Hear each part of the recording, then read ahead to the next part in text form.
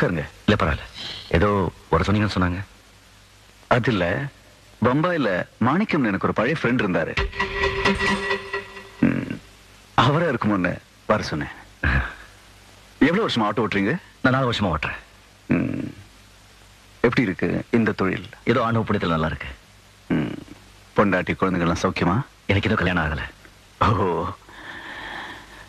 இந்த பேப்பர்ல ஒரு கையெழுத்து போடுங்க. நீங்க போலாம். ரொம்ப நன்றி சார்.